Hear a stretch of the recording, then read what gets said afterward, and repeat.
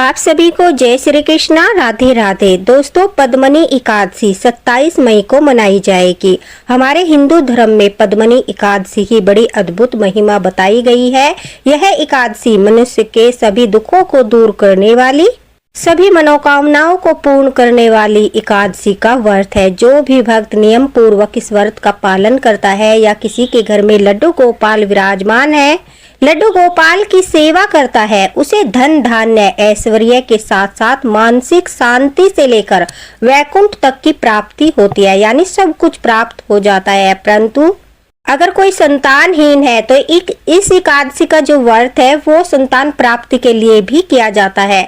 जो लोग संतान की कामना रखते हैं, पुत्र की प्राप्ति चाहते हैं या अपने पुत्र को किसी संकट और मुसीबत से बचाने की प्रार्थना करना चाहते हैं या अपने सुहाग के लिए प्रार्थना करना चाहते हैं, उनके लिए यह एकादशी बहुत ही फलदायी बताई गई है। इसलिए आप इस व्रत को अवश्य ही करना। व्रत नहीं करते तो घर में लड्डू गोपाल विराजित है, आप उनकी सेवा जरूर करना, उन्हें महा स्नान जरूर कराना। साथ ही साथ इस वीडियो में हम आपको बताएंगे शुभ मुहूर्त पूजा का क्या है, और अगर आप इस दिन व्रत करते हो या व्रत भी नहीं करते तो कौन सी 5 दिव्य वस्तुएं हैं जो आपको खानी चाहिए, जिन्हें खाने से पूरे वर्ष आपके घर में सुख और समृद्धि और माँ लक्ष्मी का आगमन होता है। इस दिन जो है इन 5 वस्तुओं को खाने का बहुत अधिक महत्व है। साथ ही साथ हम बताएंगे कि कौन सी वस्तुएं आपको भूलकर भी नहीं खानी है। पद्मिनी एकादशी की पूजा विधि, साथ ही साथ आपको कौन से उपाय करने हैं जो इस पद्मिनी एकादशी का आपको करोड़ों गुना पुण्य फल प्रदान करा सकते हैं, आपके घर में धन की वर्षा कर सकते हैं, रोगों का नाश कर सकते हैं और आपकी सारी मनोकामनाओं को पूर्ण कर सकते हैं। ऐसे भी उपाय वीडियो के अंत में मैं आपको बताऊंगी। तो दोस्तों, वीडियो बहुत ही मार्गदर्शन से भरा हुआ है, इसे स्किप बिल्कुल भी मत करना। थोड़ा सा समय निकालकर वीडियो को पूरा अवश्य देखना। अब सीधे पॉइंट पर आते हैं, लेकिन वीडियो शुरू करने से पहले आप जो है राधे राधे कमेंट बॉक्स में लिख दीजिए, क्योंकि राधे राधे लिखने से कोटि कोटि पाप नष्ट होते हैं। तो दोस्तों सुनिए, जो पंचांग है, पंचांग के अनुसार शुक्ल पक्ष की पद्मिनी एकादशी 27 मई को मनाई जाएगी। आप जानते हैं पद्मिनी एकादशी का शुभ मुहूर्त और पूजा विधि क्या है। अगर घर में लड्डू गोपाल विराजमान है तो उनका महाअभिषेक किस प्रकार से करना है।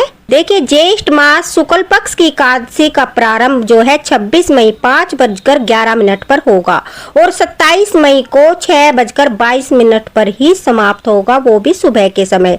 ऐसे में जो उदया तिथि में व्रत रखा जाएगा भक्तों, वो एकादशी का वो 27 मई को रखा जाएगा, क्योंकि 26 मई को जो है दशमी युक्त एकादशी है और दशमी युक्त एकादशी बहुत ही ज्यादा फलदायी नहीं होती। साथ ही साथ इसे असुरों की एकादशी भी बताया जाता है जो दशमी में पड़ती है। तो इस दिन व्रत नहीं किया जाता। जो उदया तिथि में 27 मई को पड़ेगी उसमें व्रत किया जाएगा और इसे द्वादशी का स्पर्श मिल रहा है, पारण के समय त्रोदशी का स्पर्श मिल रहा है, ऊपर से जो है पुरुषोत्तम मास है, अधिमास है, अधिमास की एकादशी है। तो आप स्वयं ही अंदाजा लगा सकते हो कि 3 पुण्य तिथियों का जो है स्पर्श मिल रहा है, तो कितनी फलदायी है यह एकादशी। इसमें किया गया हर कार्य आपको करोड़ों गुना फल दिलाता है। आप जानते हैं लड्डू गोपाल अगर आपके घर में विराजमान है तो किस प्रकार से आपको लड्डू गोपाल को वहाँ अभिषेक करना है, उन्हें स्नान कराना है। तो देखिए, सबसे पहले हम स्वयं स्नान करते हैं। आप ब्रह्म मुहूर्त में करते हो तो बहुत अच्छा है, अगर ब्रह्म मुहूर्त में नहीं करते हो तो जिस समय एकादशी समाप्त होने वाली है उससे पहले ही आप जो है स्नान कर लीजिए, ठाकुर जी को जगाइए। फिर ठाकुर जी को आपको पद्मिनी एकादशी के दिन जो है दिव्य पदार्थों से अभिषेक और स्नान कराया जाता है, जो पुण्यदायी होता है। शास्त्रों में भी कहा गया है कि पुरुषोत्तम मास की एकादशी पर विष्णु भगवान को या घर में विराजित ठाकुर जी हो, लड्डू गोपाल हो, श्रद्धा और भक्ति से अभिषेक करने से जीवन के अनेक कष्टों से मुक्ति मिलती है। उनके घर में सुख समृद्धि आती है, धन धान्य की वृद्धि होती है और साथ ही साथ जो है लड्डू गोपाल जागृत होकर उनके घर पर अपनी कृपा बरसाते हैं, अपनी लीलाएं करते हैं। जो भक्त कहते हैं कि हमारे घर लीलाएं नहीं होती, उनके पापों का अंत करके उनके घर में भी लीलाएं करते हैं। देखिए, सबसे पहले आम रस, जो फलों का राजा होता है, आम रस से स्नान कराने की विधि होती है। शास्त्रों में कहा गया है कि लड्डू गोपाल को आम रस या मीठे फलों के रस से, क्योंकि मौसमी फल है आम और आम फलों का राजा भी है, तो इस समय सभी के पास आसानी से उपलब्ध होगा। आप जो है आम को पीसकर आम रस बना लीजिए, थोड़ा सा मीठा डालकर और इस फलों के राजा से ठाकुर जी को, हमारे लड्डू गोपाल को स्नान कराइए। आम से सुख समृद्धि आती है, आनंद का प्रतीक माना जाता है। और भक्तों, पद्मनी एकादशी के दिन लड्डू गोपाल को आमरस अर्पित करने से उनके जीवन की जो आर्थिक परेशानियां हैं वो धीरे धीरे दूर होने लगती है। घर जो है धन की बरकत की ओर बढ़ने लगता है। घर में धन की जो कमी है वो कमी दूर हो जाती है। फलों के रस से भगवान का अभिषेक करने से परिवार में सकारात्मक ऊर्जा भी बढ़ती है। तो सबसे पहला जो दिव्य पदार्थ है वो है आमरस। आमरस से स्नान कराना चाहिए। आप वीडियो में भी देख सकते हो, आनंद ले सकते हो ठाकुर जी को स्नान करते हुए देखकर। भक्तों, गन्ने के रस से, दूसरी बार आपको गन्ने का रस है जो आसानी से उपलब्ध हो जाएगा। अगर गन्ने का रस नहीं है तो गुड़ या शक्कर घोल कर भी आप घर पर ही थोड़ा सा गन्ने के रस के समान जो है रस तैयार कर सकते हो। उसे अभिषेक करना गर्मियों के मौसम में और पुरुषोत्तम मास में बहुत ही ज्यादा शुभ माना जाता है। गन्ने की मिठास समृद्धि का प्रतीक होती है और शास्त्रों में भी लिखा है कि जब भक्त पद्मनी एकादशी के दिन ठाकुर जी का गन्ने से अभिषेक करता है उसके घर में कभी अन्न और धन की कमी नहीं होती। इससे जीवन की कटुता दूर होती है, परिवार में प्रेम बनता है, मधुरता बढ़ती है तथा साथ ही साथ व्यापार और नौकरी में भी उन्नति के मार्ग खुलते हैं। और ये सब जो है मैं बहुत ढूंढ कर शास्त्रों के अनुसार आपको बताती हूँ, तो कृपया थोड़ी सी मेहनत करके आप इनसे अभिषेक अवश्य करें। अब उसके बाद बारी आती है दूध से। दूध से भगवान का अभिषेक करने से पद्मनी एकादशी के दिन जो दूध होता है वो माँ लक्ष्मी और शुद्धता का प्रतीक होता है, सात्विकता का, पवित्रता का प्रतीक माना गया है। पद्मनी एकादशी के दिन लड्डू गोपाल को दूध से स्नान कराने से महान पापों के नाश से मुक्ति मिलती है। देखिए, गंध स्नान का भी विशेष महत्व होता है और गंध स्नान भी आपको अवश्य ही कराना है। चंदन मिलाकर, केसर मिलाकर या फिर सुगंधित द्रव्य पदार्थ जैसे फूल हो गया, फूल की पंखड़ियां हो गई, ये सब चीजें मिलाकर आप ठाकुर जी को यह दिव्य सकारात्मक ऊर्जा प्रदान करने वाला गंध स्नान अवश्य ही कराए। और यह गंध स्नान आप सबसे पहले भी करा सकते हो और सबसे बाद में भी करा सकते हो। पद्मनी एकादशी के दिन आप जो है लास्ट में गंध स्नान करा सकते हो या सबसे पहले भी गंध स्नान करा सकते हो।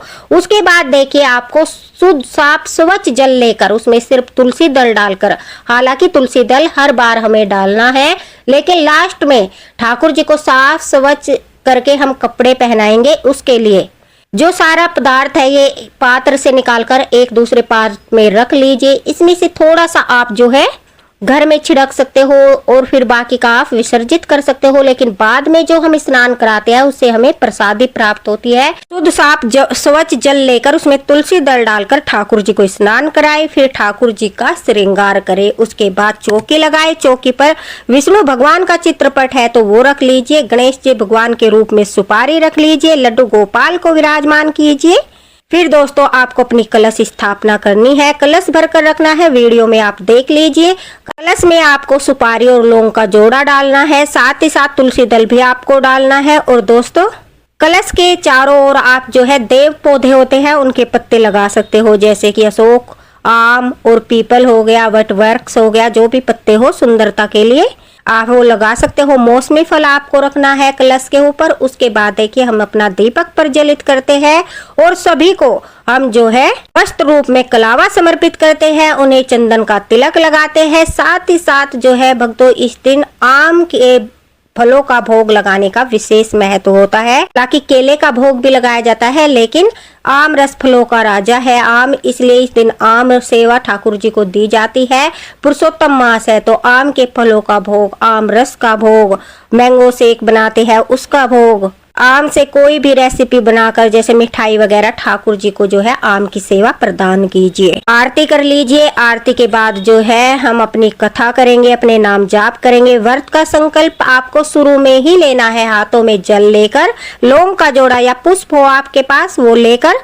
आज मेरे पास पुष्प नहीं थे तो इसलिए मैं आपको बता रही हूँ, पुष्प आपको लेने हैं, कोई भी पुष्प आप ले सकते हो। हाथ में पुष्प लेकर संकल्प कीजिए, ठाकुर जी मैं आपका पद्मनी एकादशी का व्रत कर रहा हूँ या कर रही हूँ, मेरे व्रत को पूर्ण करने में मेरी सहायता करना, अपनी कृपा करना। साथ ही साथ दोस्तों, आपको एक बात का विशेष ध्यान रखना है, अगर आप व्रत नहीं करते तो फिर आपको संकल्प नहीं लेना है, सिर्फ ठाकुर जी से प्रार्थना करनी है कि मैं शारीरिक रूप से स्वस्थ न होने के कारण या जो भी कारण है उस वजह से मैं व्रत नहीं रख रहा हूँ, साथ ही साथ भाव से पूरा दिन व्यतीत करूंगा। इस तरह से आप प्रार्थना कर सकते हो।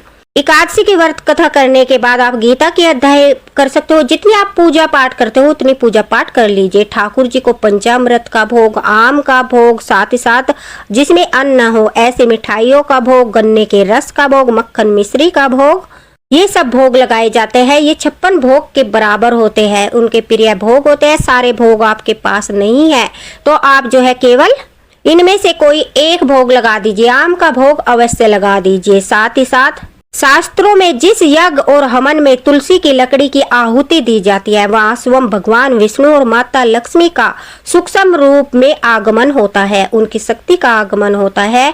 तुलसी की सुगंध और उसकी पवित्र अग्नि वातावरण को शुद्ध करती है तथा नकारात्मक ऊर्जा और अशुभ जो शक्तियां होती है दरिद्रता का नाश करती है। माना जाता है तुलसी की लकड़ी से किया गया हवन हजारों साधारण हवन के समान पुण्य फल प्रदान करता है। और पद्मनी एकादशी के दिन पुरुषोत्तम मास में यह हवन अगर आप करते हो, ओम नमो भगवते वासुदेवाय स्वाहा यह मंत्र करते हुए आहुति देते हो, तुलसी की लकड़ी से हवन करते हो, इससे घर में सुख समृद्धि आती है, धन धान्य की वृद्धि होती है, सारी नकारात्मक ऊर्जा जो है घर से बाहर चली जाती है। तुलसी की लकड़ी से हवन करने वाले व्यक्ति के जन्म जन्मांतर के पाप धीरे धीरे नष्ट होने लगते हैं। इसलिए मैं बताती हूँ हर पुण्य तिथियों पर तुलसी की सूखी लकड़ी अवश्य थोड़ी बहुत हवन में जरूर रखिए। इससे आपके पापों का नाश होगा और धीरे धीरे आप ठाकुर जी के लड्डू गोपाल के करीब पहुँच जाओगे। कहते हैं जब तुलसी की लकड़ी अग्नि में समर्पित होती है तो उस दिव्य ऊर्जा से वातावरण में फैलकर घर की जो नकारात्मक ऊर्जा, रोग, मानसिक अशांति परिवार वाले सदस्यों के मन में होती है। इसलिए पुराने समय में जो ऋषि मुनि यज्ञ हवन करते थे तुलसी की लकड़ी का वो अवश्य ही उपयोग करते थे, आहुति देते थे। आप सामग्री से 5 आहुति दीजिए। जो है सामग्री में आप थोड़ी सी पीली सरसों, समुद्री झाग, लोहान, गूगल, लौंग, कपूर ये सब मिला लीजिए। थोड़ा सा देसी घी आप मिला लीजिए या अलग से 5 आहुति आप घी की भी दे सकते हो। या छोटा सा हवन आपके घर को दिव्यता से भर जाएगा और आपको भी बहुत ही सकारात्मक ऊर्जा का आभास होगा। यह एक छोटा सा हवन आपको पुरुषोत्तम मास में अवश्य ही करना है जो आपको हजारों यज्ञों के समान फल प्रदान करेगा। तुलसी की सूखी लकड़ी से 2 दीपदान भी आप कर सकते हो। एक दीपदान आप ठाकुर जी के लिए कर दीजिए, दूसरा दीपदान आप जो है तुलसी जी के पास सभी देवी देवताओं के लिए कर सकते हो। या फिर आकाश दीपदान कर सकते हो या चौखट पर जला सकते हो। किसी भी प्रकार से 2 दीपदान कर दीजिए। जो ठाकुर जी के पास आप दीपक जलाते हो उसे पूरे घर में घुमा दीजिए। तुलसी की लकड़ी का दीपक पूरे घर में घुमाने से कहते हैं कि घर में बहुत सकारात्मक ऊर्जा फैलती है। साथ ही साथ जो है घर में माँ लक्ष्मी का भी आगमन शास्त्रों में कहा गया है। यह देखिए हमारी संपूर्ण पूजा विधि हो गई है। उसके बाद जो है दंडवत प्रणाम करके क्षमा याचना कीजिए कि हे ठाकुर जी मेरे द्वारा हजारों पाप होते हैं, मुझे अज्ञानी मूर्ख को माफ कीजिए, मेरी पूजा स्वीकार कीजिए। मैंने जो मंत्रहीन, क्रियाहीन, भक्तिहीन पूजन किया है वो आपकी कृपा से पूर्ण हुआ है। कृपा करके मेरे अपराधों को माफ कीजिए और मेरे द्वारा किया गया पूजन स्वीकार कीजिए। मैं अज्ञानी हूँ, मूर्ख हूँ, किंतु आपकी शरण में आया हूँ। इस समय दया का पात्र हूँ, मुझ पर कृपा कीजिए। इस प्रकार से प्रार्थना करते हुए क्षमा याचना होती है। ठाकुर जी को दंडवत प्रणाम कर दीजिए और फिर जो आपकी मनोकामना है उसे भी बोल दीजिए कि कृपा कीजिए मेरी यह मनोकामना पूरी कीजिए। उसके बाद देखिए जो आपने एक लोटा जल भर कर रखा था कथा के समय उसे आप सूर्य देवता को अर्घ दे देते हैं। उसके बाद अगर आप चाहते हो आपको पितृ प्राप्ति भी हो, पितृ दोष से मुक्ति हो, पितरों का आशीर्वाद प्राप्त हो तो ज्यादा कुछ नहीं करना है। एक लोटा साफ शुद्ध जल लेना है, उसमें गंगा जल, तुलसी दल डालना है, थोड़े से काले तिल, थोड़ा सा गुड़ और एक फूल जो भी आपके पास उपलब्ध है, वैसे लाल फूल डाला जाता है, वह फूल डालकर दक्षिण दिशा की तरफ मुख करके एक पात्र में जल छोड़ दीजिए। अंगूठे और अंगूठे के पास वाली उंगली के बीच से जो देव स्थान होता है वहां से ओम पितृ देवाय नमः, ओम पितृ देव्यो नमः, ओम पितृ देवताय नमः कुछ भी ऐसे बोलते हुए उनका जो है स्मरण करते हुए आप यह जल छोड़ दीजिए। फिर इस जल को किसी देव वृक्ष यानी पीपल में या फिर मनी प्लांट में, तुलसी में नहीं दे सकते, एकादशी है, या घर के अन्य पौधे जो कांटेदार नहीं है, ऐसे पौधे में जिसमें कांटे नहीं है, उस पौधे में आप इस जल को डाल दीजिए। इससे आपको पितृदोष से मुक्ति मिलेगी, पितरों का भी आशीर्वाद आपको मिलेगा। और पद्मनी एकादशी के दिन पितृ तर्पण करने से पितरों को भी मुक्ति मिलती है, उन्हें वैकुंठ धाम प्राप्त होता है और वो प्रसन्न होकर आपको आशीर्वाद देते हैं। तो यह भी आप जरूर कीजिएगा। इसमें ज्यादा समय नहीं लगता, थोड़े से समय में यह सब हो जाता है और आपको दिव्य फल प्रदान करता है। मैं आपको संपूर्ण जानकारी इसलिए दे रही हूँ ताकि आप चूक न जाओ। इस दिन आप जितना चाहे पुण्य इकट्ठा कर सकते हो। मैं आपको बताने जा रही हूँ वह 5 दिव्य चीजें जिन्हें ग्रहण करने से आपके जीवन में सुख समृद्धि और धन के मार्ग खुलने लगते हैं। शास्त्रों में कहा गया कि पुरुषोत्तम मास की पद्मनी एकादशी साधारण एकादशी नहीं है, यह महापुण्यदायी एकादशी मानी जाती है। इस दिन सत्कर्म किया गया जो भी छोटा सा कर्म आप करते हो वो आपके जीवन में बड़ा परिवर्तन ला सकता है। तो देखिए, सबसे पहली चीज है सेब। सेब का लाल रंग शुभता और जो है वैभव का प्रतीक माना गया है, इसलिए इस दिन सेब का जो है सेवन अवश्य करना चाहिए। अगर आप व्रत भी नहीं करते फिर भी आपको सेब का सेवन करना चाहिए। दूसरी चीज है पंचामृत। पंचामृत बनाकर आपको जो दूध, दही, शहद, मिश्री और देसी घी डालकर तैयार किया जाता है, केवल प्रसाद नहीं दिव्यता का प्रतीक माना गया है। और ठाकुर जी को भोग लगाकर अगर श्रद्धा से आप पंचामृत का सेवन करते हो तो इससे अत्यंत प्रसन्न होते हैं। ऐसे भक्त के घर में धन धान्य की कभी कमी नहीं होती। और पद्मनी एकादशी पर पंचामृत का भोग लगाकर उसका सेवन करना, घर के सभी लोगों को उसे प्रदान करने से घर में सुख समृद्धि आती है, भगवान विष्णु का वास रहता है और साथ ही साथ ठाकुर जी भी प्रसन्न रहते हैं। तो दूसरी चीज है पंचामृत। देखिए, तीसरी चीज है मखाने। मखाने का सेवन भक्तों को अवश्य करना चाहिए। मखाने माँ लक्ष्मी को बहुत ज्यादा प्रिय होते हैं। मखाने की खीर, मखाने भूनकर आप किसी भी प्रकार से प्रसादी में मखाने का भोग अवश्य लगाइए। और मखाने जो होते हैं माँ लक्ष्मी का प्रिय भोजन होता है, उन्हें प्रिय भोग होता है, वो अत्यंत प्रसन्न होती है। और कहते हैं अगर आप पद्मनी एकादशी के दिन मखाने का सेवन करते हो, माँ लक्ष्मी के लिए भोग मनाते हो, ठाकुर जी को भोग लगाते हो, तो पूरे वर्ष आपके घर में माँ लक्ष्मी स्थायी रूप से वास करती है और घर में बरकत बनी रहती है। स्वयं माँ लक्ष्मी इस भोग को स्वीकार करने के लिए सूक्ष्म जो है शक्ति के रूप में आपके घर में आकर विराजमान होती है और धन की कमी दूर हो जाती है। चौथी चीज है भक्तों केला। सभी जानते हैं कि विष्णु भगवान की पूजा में केलों को शुभता, समृद्धि और सकारात्मक ऊर्जा का प्रतीक माना जाता है।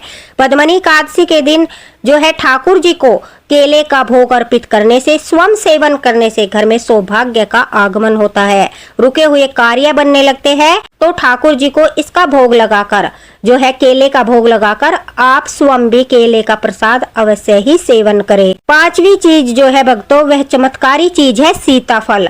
शास्त्रों में बताया गया है पद्मनी एकादशी के व्रत के दिन सीताफल का सेवन करना अत्यंत शुभ माना जाता है। इस फल ने माता सीता से भी आशीर्वाद प्राप्त किया हुआ है। इस फल को जो है वनवास के समय माता सीता ने सेवन किया था, इसलिए जो व्यक्ति श्रद्धा से फल का सेवन करता है, व्यक्ति सीताफल ग्रहण करता है और ठाकुर जी को भोग लगाता है, उसके जीवन में दुख और कष्टों का अंत हो जाता है। इतना ही नहीं, मान्यता है जिस घर में पद्मनी एकादशी के दिन सीताफल आता है वहाँ सुख और शांति का वास होने लगता है।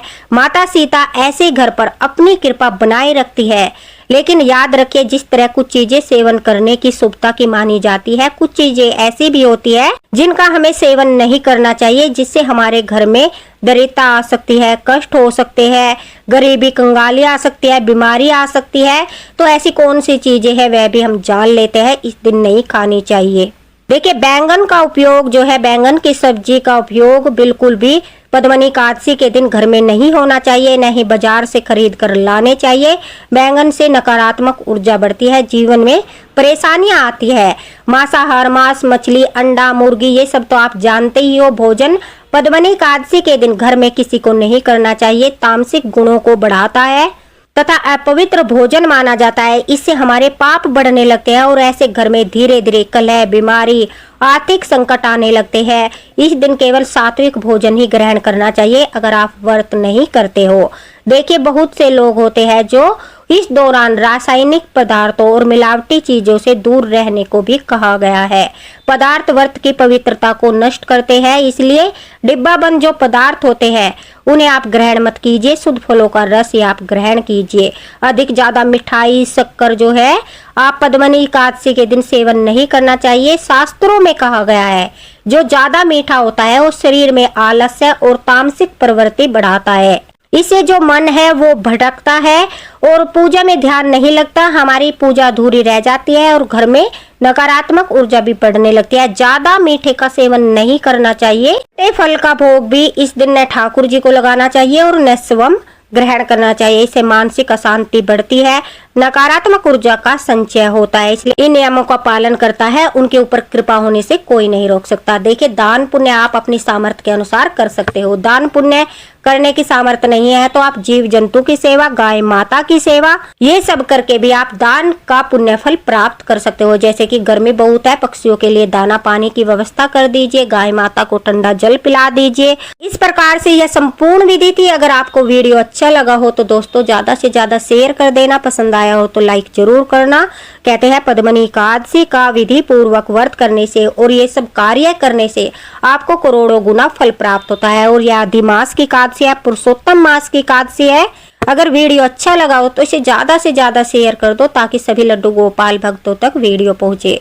और दोस्तों साथ ही साथ अगर आपके मन में कोई दुविधा है कमेंट बॉक्स में पूछ लीजिए, आपको तुरंत रिप्लाई मिलेगा। मिलते हैं अगले वीडियो में अगले मार्गदर्शन के साथ। ठाकुर जी की कृपा आप पर बनी रहे। राधे राधे।